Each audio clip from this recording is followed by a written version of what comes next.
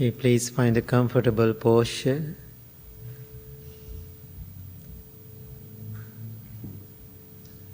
Keep your back straight as much as you can. Gently close your eyes.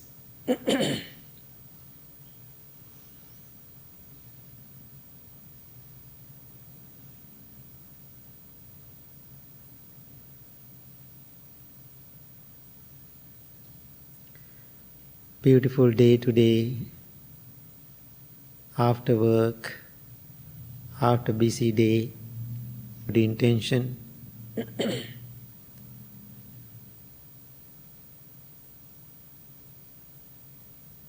Ask yourself a question, why I am here? What is the purpose?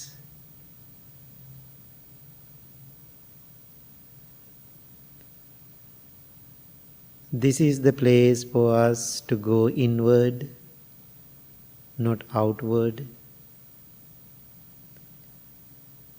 Always we are spending our time for outward activities. That's why we are creating more negativities, difficulties, situations. When we are going inward, you will see who you are, how you feel.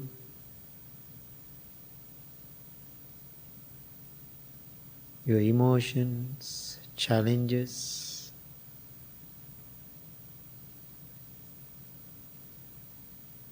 I think this is the purpose to be here. Having that intention in your mind, take deep, long breath and hold. Then release, then relax your body, relax your mind. Maybe you can do 2 more times.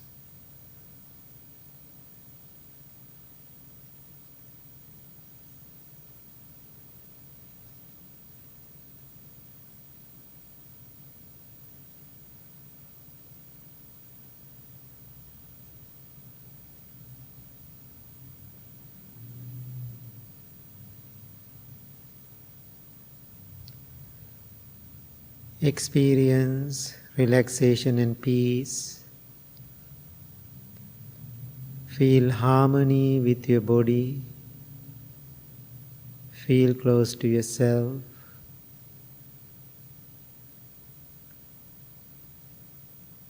Now send your loving thoughts towards yourself, thinking, may I be well. May I be happy.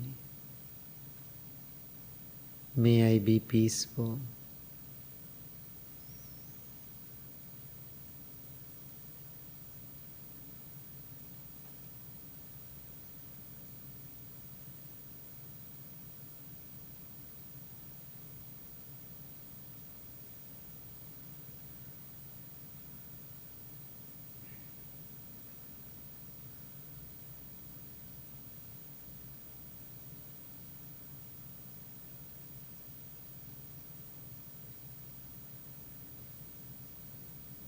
Practicing self-love is the foundation for your inner journey.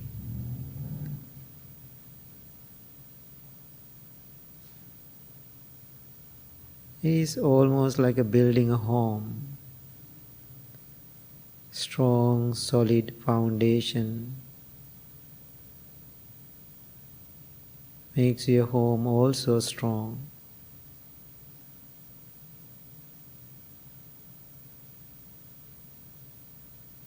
When you are practicing self-care, self-love, you are laying strong foundation for your inner journey.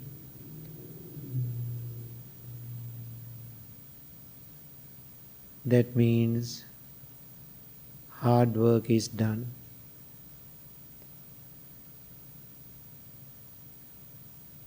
May I be well. May I be happy. May I be peaceful.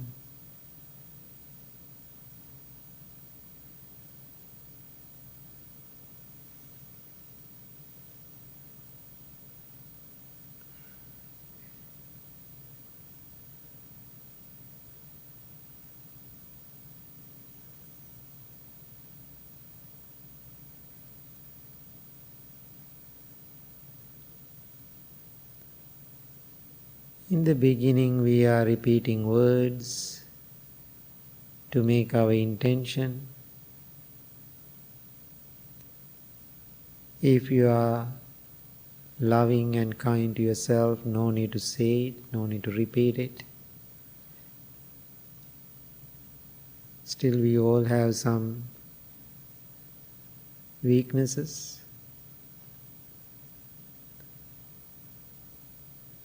That's why we are making this intention or wholesome thought in your mind. Then maintain that skillful thought in your mind.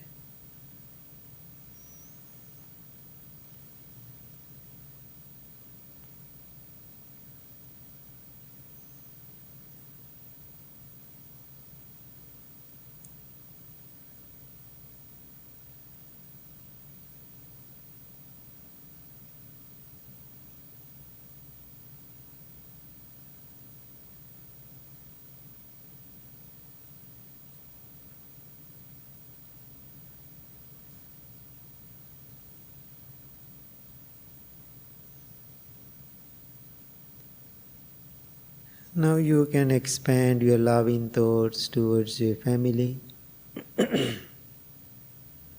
Think of them individually, by names. Parents and grandparents, brothers and sisters, my spouse, grandchildren. May they be well. May they be happy. May they be peaceful.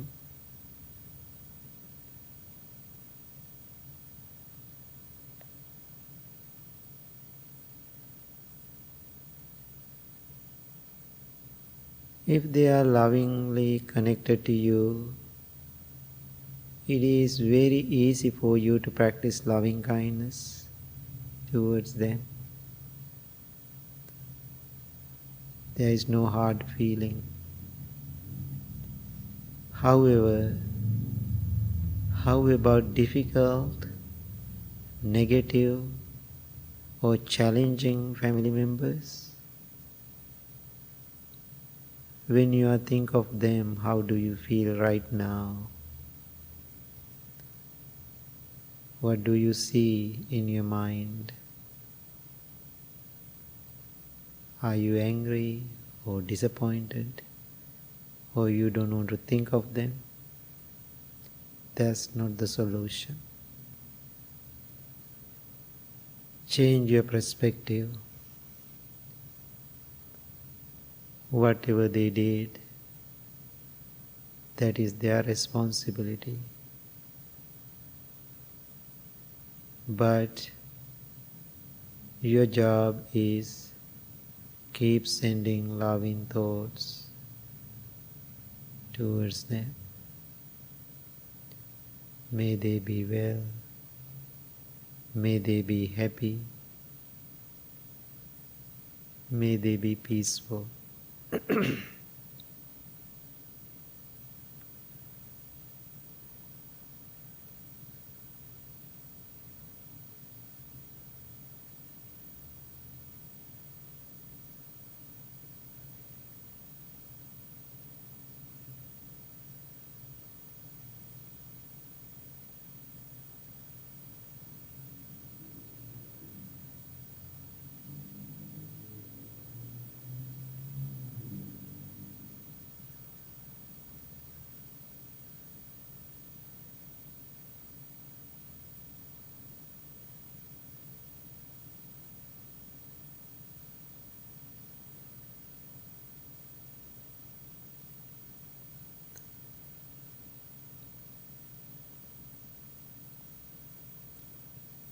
Send your loving thoughts towards whole world.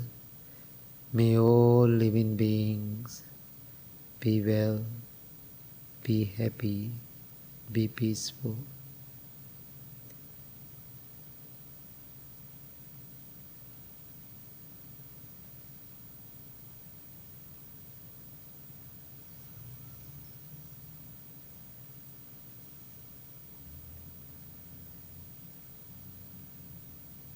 As I said, just maintain that skillful thought in your mind. Don't try so hard.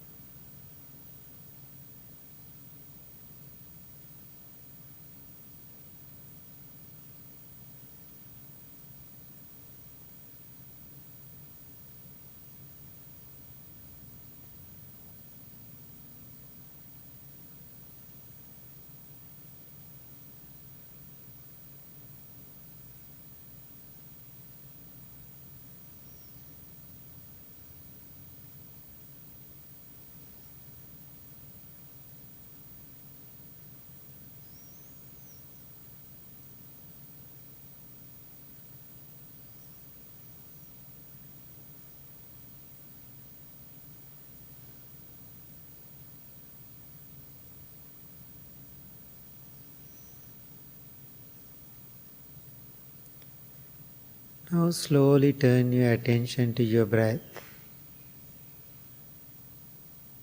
It means your life. When we are focusing on our breath, it doesn't mean we are practicing a religion.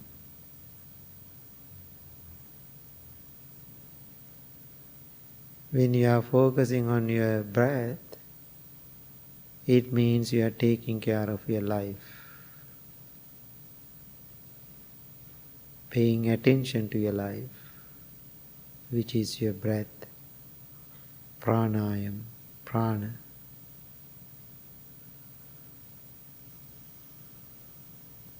Every breath you take in, you take out, is taken mindfully. Focus on your natural, ordinary breath.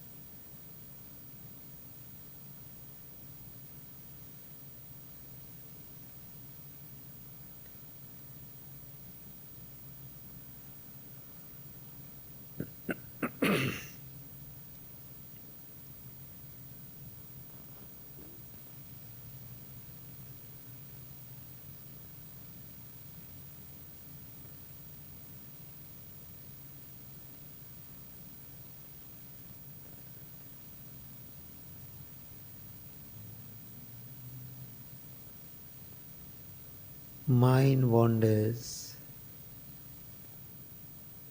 Is it challenging for you?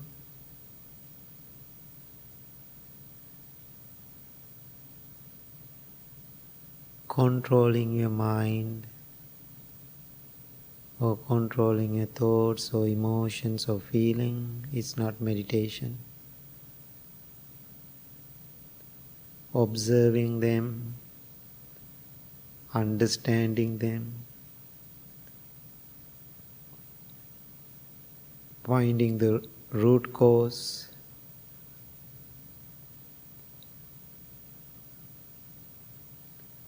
that is the meditation.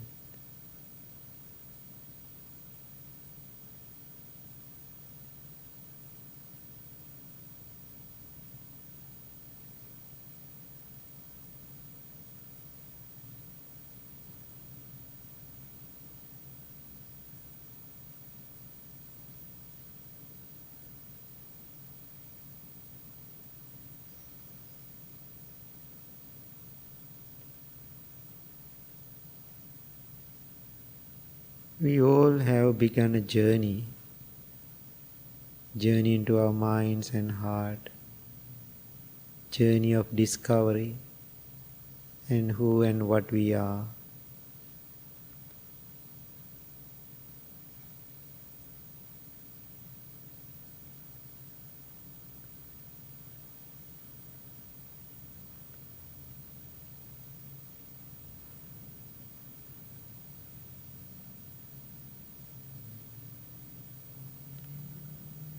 Sometimes you may experience restlessness,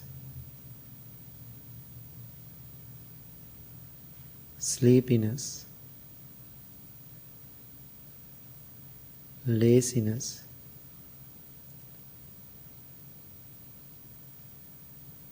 some boredom,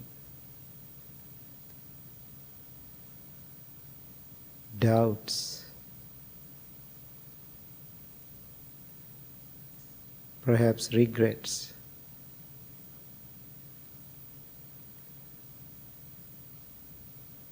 Be aware about them. Smile to them.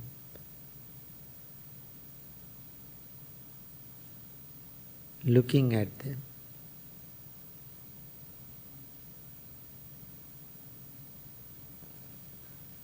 Ask, why are you here?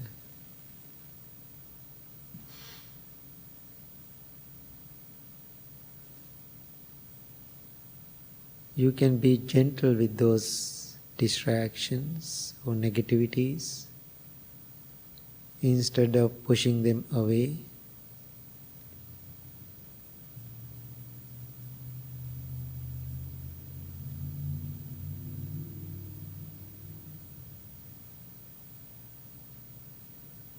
When we have some guests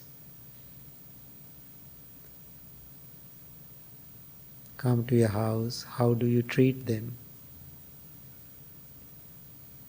With love, with compassion, acceptance. Same way, instead of making negative connection with them or rejecting them, be gentle with them. Treat them with love. Then they will leave without disturbing you.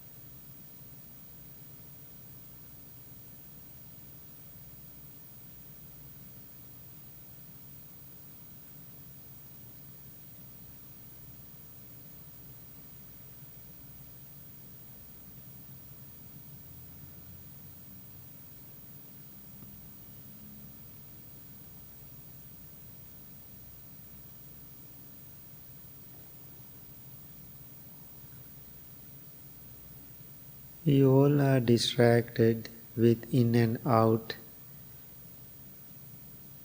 situations.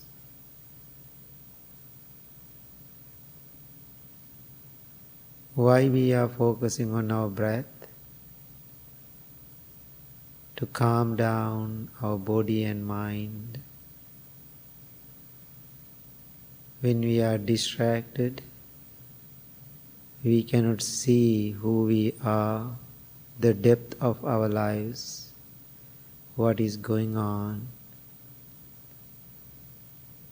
We are making negative decisions.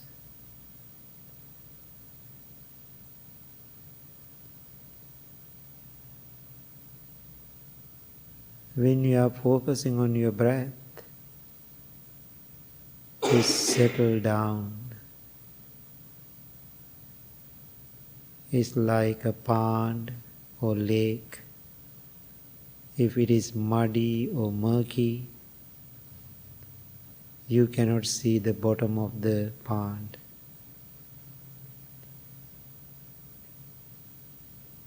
If you are distracted, how you are going to see yourself clearly?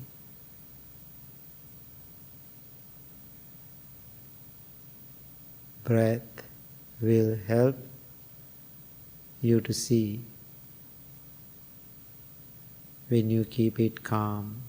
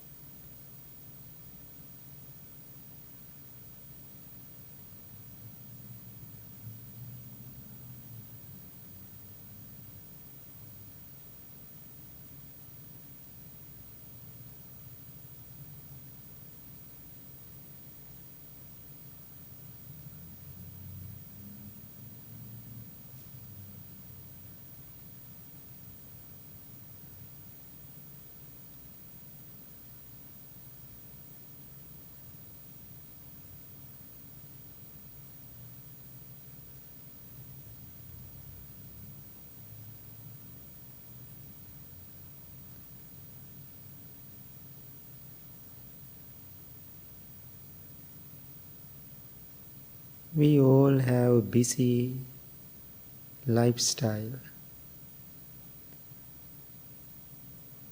There is no time for us to see ourselves.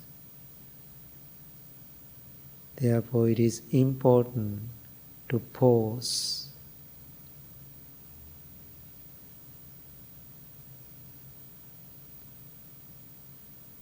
Think to yourself, pause is my friend.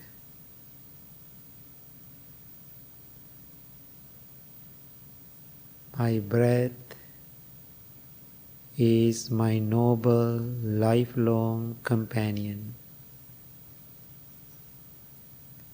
From the birth until you die, breath is always supporting you, care about you. That's why I call my breath is my noble companion.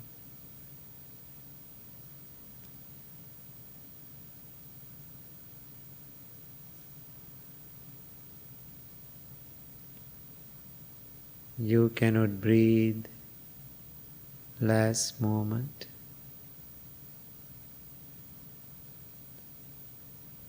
You cannot breathe the next moment. Only this present moment.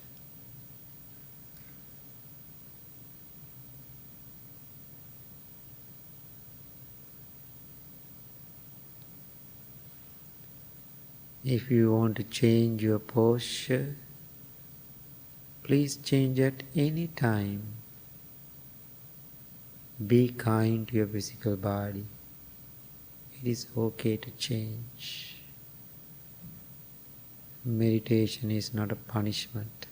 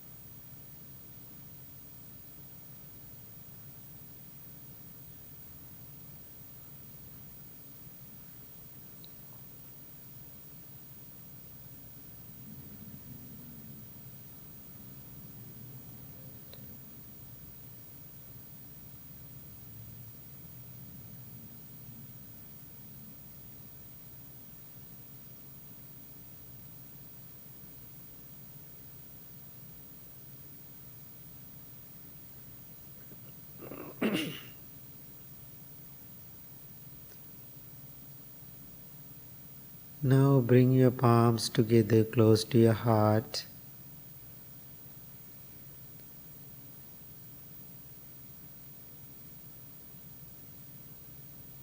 We call bow, namaste, respect to ourselves and respect to other people.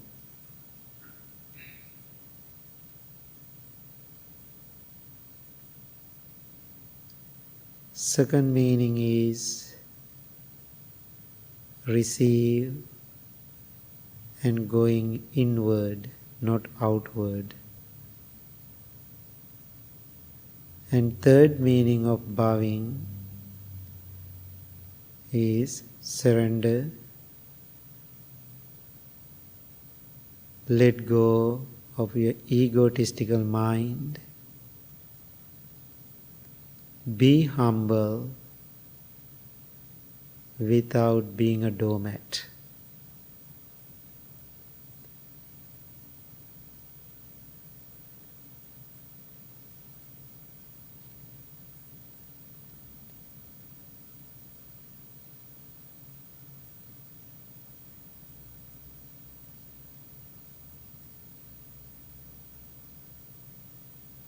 Now think to yourself,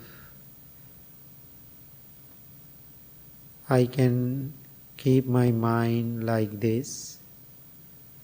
If I make that wish and determination, I need courage and effort for this. Suffering is optional.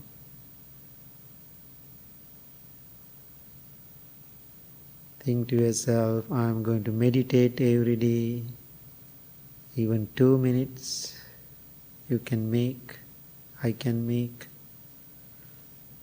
to find my inner joy, balance and contentment. May peace be with you. May you be well. May you be happy. May you be peaceful. Thank you very much. Please open your eyes. Okay, now I would like to invite Kim and to share some few words, some wisdom.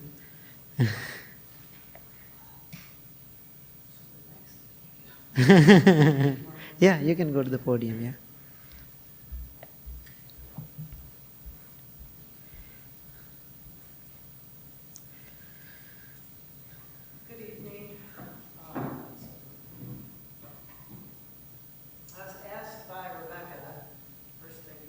Thank you. I was asked by Rebecca to speak a little bit this evening regarding my spiritual journey. And actually, while meditating tonight, some notes I had taken, I kind of thought to backtrack and change. So I thank you ahead of time for indulging me. This changes a little bit as I go. Given through meditation, that's kind of how we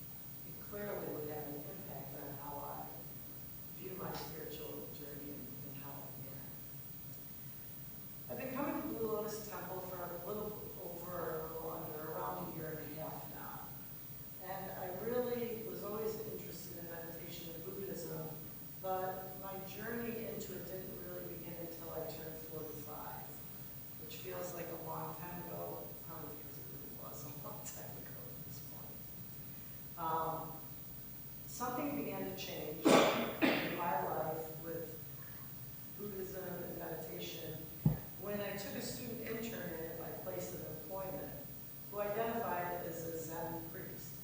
At that time in my career, I was heading a program that assessed suicidal, homicidal, psychotic youth, and then we provided counseling to the youth and to the families. It was considered crisis counseling. It was a very intense position within the field of mental health. So as the student intern came in from a master's in social work program to learn how to work with youth, I began peppering him with questions about his experience with Buddhism. And we spent quite a bit of time talking about his experience and the beliefs and meditation, etc. He did run a meditation group in the area, but something at that point held me back from attending his meditation group. And in thinking about that, I believe that his style and the way he was presenting his version of Buddhism and meditation just didn't click for me at that time. I think it's important to spend a little bit of time thinking about this. And I think that in looking back, you have to make sure that the Sangha you choose is a good fit for you. And remember that the people you meet when you first attend a temple make a lasting impression on whether or not you'll feel comfortable, accepted, and free enough to be vulnerable. Because in my experience, vulnerability does come up through meditation and through this practice. My experience with my Zen priest intern turned sour as it felt like the conversations were filled with his ego. Most conversations turned into him speaking about himself and the wonderful ways he mastered, in air quotes, Buddhism. I guess the time that he told me a story about going in to buy tea, and the shop owner at the tea shop was telling him how long to steep the tea, and he was quite offended by this because he considered himself master tea brewer, I guess. And in his retelling of this story to me, it just felt like the smugness and arrogance that he was displaying while he was saying this, instead of taking a walking to the tea shop owner is being helpful and saying, oh, you steep this tea for 3 more minutes, you boil it this long, whatever it is you do. So that was another reason that my spiritual journey continued without doing any meditation or going to a Buddhist temple. So then I started searching online. So I'm looking online for meditation, Buddhist temples, etc. And what I found was Shambhala in Chicago. So I shared with my wife that they were having a weekend retreat at Shambhala for beginners to learn meditation. And for my 45th birthday, she reserved 2 spaces for us because I certainly didn't want to go alone, and she had no interest in it whatsoever. So, but that was what I got for my birthday present, and I was very, very grateful for that. So that was the true beginning of my introduction into meditation, Dhamma, Sangha, and Buddhism.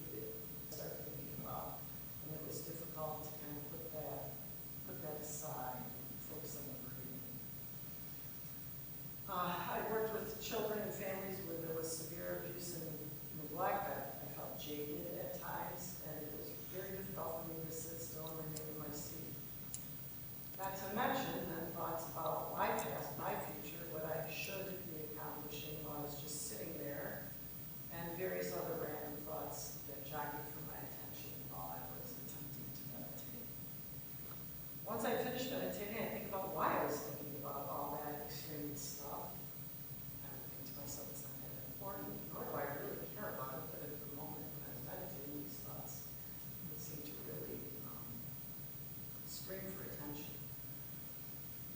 I wouldn't give many of those thoughts that would scream for attention during my meditation a second thought once I finished meditating. So it's not like they were thoughts that would continue lingering in my mind after meditation. And I'm sure many of you here this evening know what I'm talking about as I say that. I'm a type A personality, so one of the challenges I faced in developing my practice was not going full throttle ahead.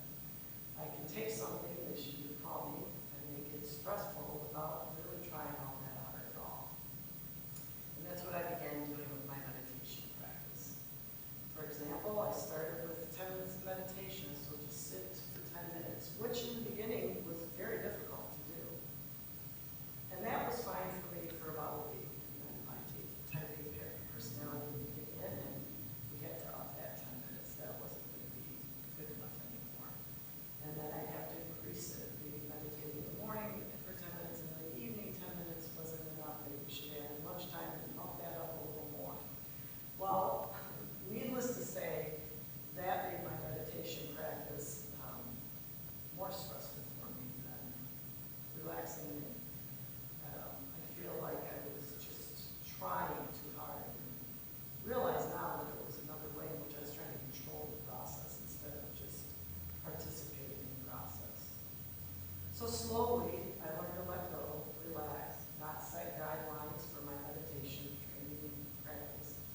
I didn't have to treat it like I was training to run a marathon. I could just sit and meditate for however long my schedule, my day would allow. And I tried to make a commitment to do that, to stay in the moment as much as I could and being okay with that and saying to myself that that was enough. All of this slowly began to change through building a daily practice, studying the Dhamma, regularly participating in my Sangha. My feelings of anxiety while meditating slowly began to decrease and lessen. I found that I could indeed sit in my seat and return to my breath more quickly once I noticed my mind wandering. And my training time was labeled with thinking, return to the breath, thinking, return to the breath. And certainly, you should relate to this as well. I felt like I was saying thinking more than actually breathing or returning to the breath for a long time. Still sometimes that happens. I became more comfortable with the process, and I found I enjoyed the calming effects I was feeling after meditating. I also found that I did start going inside a little bit more, and I became slightly more patient. I'm not a very patient person, but slightly more patient. Then the true nature of impermanence manifested in my life once again. And I very much enjoyed Shambhala and the trainings I was obtaining through Shambhala. But negative events with leadership occurred, and these aren't opinions, these are actual facts of what happened within the Shambhala community. So there were allegations against the spiritual head of the Shambhala community. They were quite shocking and of the nature of exploiting other human beings, especially female members within the community. The allegations were that they had gone on for some time. So this is actually what happened. It led me to question where I was a member and what I had been practicing and putting my trust in. And slowly I found myself withdrawing from the Shambhala community because the community which I loved was being torn apart from the inside through this incident. So community members were, once it felt like a loving, caring environment, people started taking sides and choosing sides and arguing right and wrong and things like that. And I didn't want any part of that conflict or any part of what was occurring within that community. So throughout that whole process, I was also struck with the victims within this that led to the spiritual crisis within the community seemed to be forgotten in conflict, and the focus and messages appeared to be more business-oriented rather than healing. So I had decided that I nurturing my spiritual growth, and I left Shambhala and suffered what now, looking back, I would call a spiritual crisis. Slowly I meditated less and less, meditating at all. I didn't look for a new sadhana to be a part of. I felt burned out and I felt lost through the experience. This went on for probably a little over 4 years, give or take. I began to reawaken after deep self-reflection on who I was becoming as a person and what type of noble friends or not noble friends I was keeping at the time. So I started feeling spiritually lost and vacant once again. I then wanted to reclaim the sanity I felt that I was obtaining when I had an ongoing meditation practice and study. I began meditating again on my own, and eventually I built up my daily practice again. My anxiety decreased, I felt less reactionary to things that were going on around me, and more able to stay in the present moment. In case you misinterpret my words to mean I can always stay in the present, well, nothing could be further from the truth. However, I was able to lessen my thoughts about my past, my established pattern of always focusing on what I have to do to be future-oriented instead of what I'm doing at the moment and allowing myself to enjoy that time. So then I was ready to look for a new community to become a part of. And this feeling of connection with members in the community, and I was craving interactions with people who were also looking for their sanity and inner peace through meditation. I missed receiving formal instruction on the Dhamma. I missed attending retreats to build my practice. And I'd actually heard of the Blue Lotus many years back when I was first looking online. I don't know why, but I didn't check out Blue Lotus at the time. Maybe I thought driving to the north side of Chicago was a little closer than coming up to Woodstock, I'm not sure. But I did not check out Blue Lotus, and I don't even remember it. You know, I saw it online and I know somebody had spoken to me about it, but I don't remember much more than that. I think it was Shambhala instead. But now I felt ready, and after weeks of looking at Blue Lotus's website, which I'm sure many of you that come for the first time can identify with, feel a little anxiety about coming to a new place where you don't really tend to memorize the website and try to get a feel for who the people are and what it will be like once you enter into the building. So I finally decided almost a year and a half ago to attend my first meditation session for the Blue Lotus. My nerves were on high alert when I first walked into Blue Lotus because I really didn't know what I should expect. I wasn't quite as nervous as the first time I went to Shambhala because I had developed a practice. I had been meditating, studying, and participating with the community. So I didn't feel quite as anxious as though it was the first time. I do remember that when I first walked into Blue Lotus, I felt the vibe was very positive, open, and accepting, and I knew I'd found a good fit for myself. I do realize that this is just the first part of my spiritual journey, and there's much more to come from me. And I look forward to it. I also realize how I feel today is fleeting, impermanence does rule, and no doubt other events will occur, which will lead to twists and turns in my journey. I'm ready and open to this, at least at this moment today. So I'd like to kind of blurt out my spirit. I'd like to open it up if anybody has anything to share or anything to say or anything to ask me, which I may or may not be able to offer insight into. I personally am so grateful to hear your story. Thank you. So thank you so much. So I heard so many similar stories like that with that same organization you were talking about. A couple of people came to me and talked about it. So one suggestion I really want to make to you all, when you go to a place like a Blue Lotus or other organization, just go for your practice, not for the person. So now think about, I am the head of the temple now here. I'm the founder. I started it 22 years ago. Maybe one day I will change. That's the nature of the human condition. But whatever I was teaching you, so maybe it's help you. So therefore, you can respect the teacher. I totally understand. come for the teachings. So don't come for Bhante Rahul or me. So usually that's the nature of a human condition. We all do. We listen to a teacher, then we are falling in love with the teacher. So I remember a long time ago, somebody, other monk told me, somebody walked into the building for meditation Wednesday night or something like that. Then they walk in, he looked around and didn't see me. Right? Then he asked, where's Bhante Sujatha? Now, other monk said, he's not here. No, that means I'm not coming, I'm going. That person didn't come to meditation. So be careful with that. So you are coming for your inner journey, not for the person.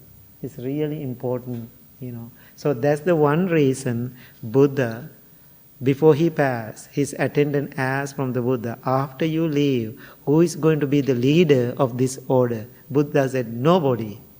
Nobody going to be the leader after I die. It's very interesting. So then he said, who is going to guide us? Buddha said, my teachings. My teaching guide you, not a person. So in the Buddhist order, Buddhist path, there is no hierarchies. So now here, everybody respect me. I'm the senior, I'm the founder, that's it. I'm respecting to my teachers and my masters, that's it. They are not hierarchy of the Buddhism or Buddhist teaching. Sometimes people asking, Dalai Lama is the head of the Buddhism. No, we don't have a head. So only guidance we have, the teachings. So I'm so grateful to hear that story. Thank you. Anybody have any thoughts? We have 5 more minutes. Are you still doing the same job in like the high stress sort of environment?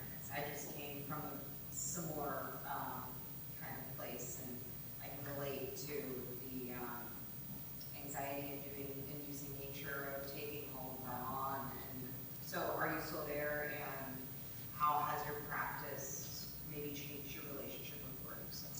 So I'm not, I was leading a program that worked with the children and adolescents, and I did not stay with that. I developed my own private practice. So I was in private practice for years, which brings a different kind of stress. And then I did what anyone with common sense wouldn't do.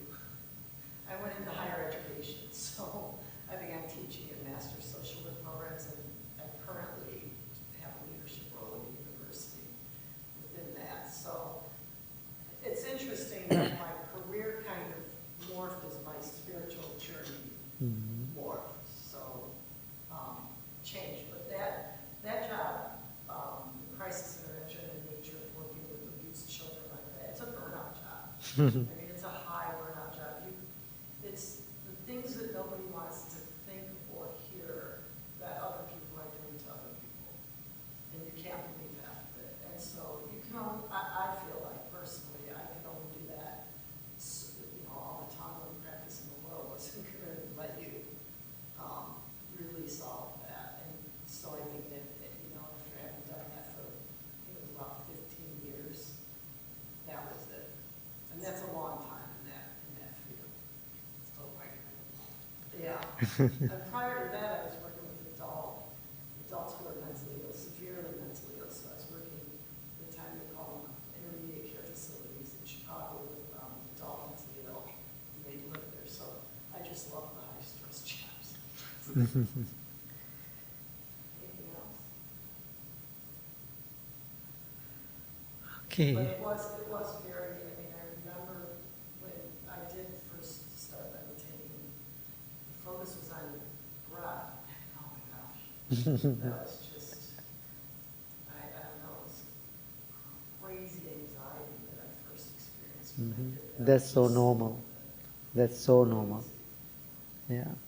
So sometimes people are thinking when I'm going to start to practice meditation, I'm going to be peaceful. So one day I was doing after I opened the Blue Lotus, so I did the first day retreat with our community in Harvard. So after I start the retreat, it's a silent retreat, first silent retreat. I said to people, okay, my friends, okay, I gave all the instruction throughout the whole day, even during the lunch, no talk. So watch yourself, and I was doing my practice, everybody's doing practice. I can see, I'm watching people. End of the retreat, I asked, how was it? So one member of the temple said, I'm so glad you announced in the morning you are not going to have a peaceful experience during this retreat. I'm so glad you said that. Otherwise, I felt I was so angry during the retreat. Why? All the emotions keep coming and bombarding, and I felt I want to kill Bhante Sujatha. And he said that. Then I asked, why? Why you are the one put into the situation for me to be quiet. So therefore, meditation in the beginning, it is not always fun. So prepare for the worst.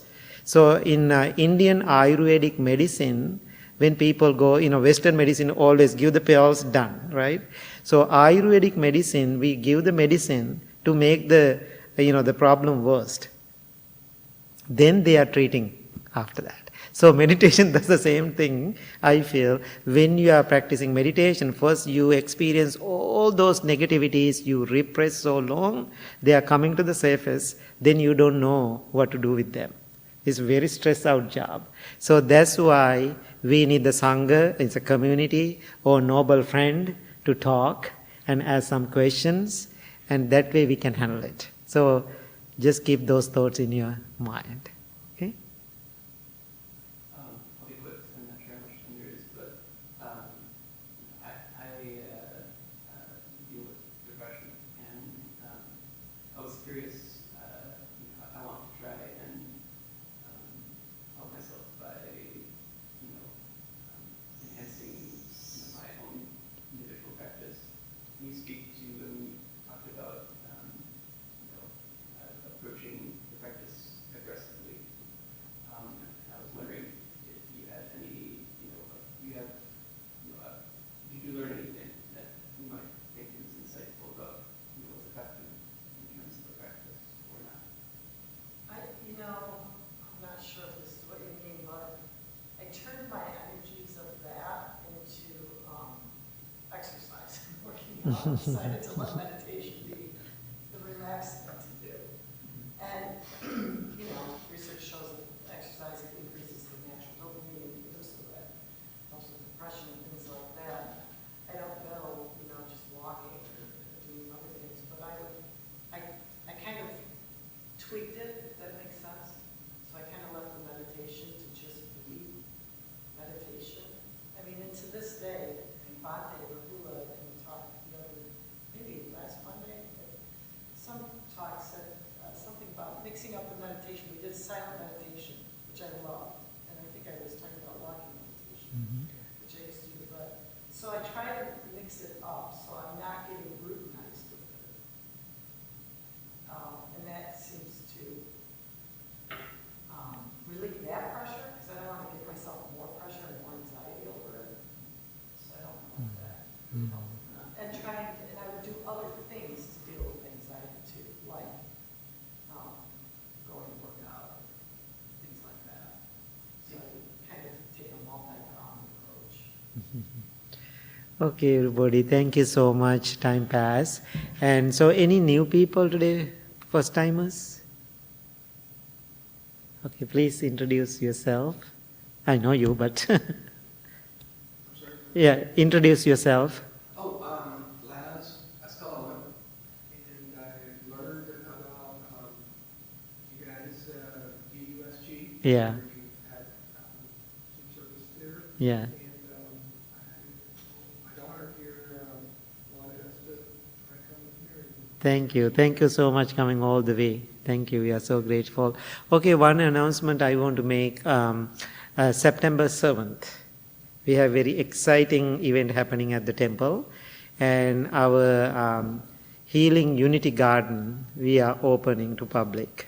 You can see Buddha is covered, and it's a beautiful marble Buddha, came from all the way from Vietnam.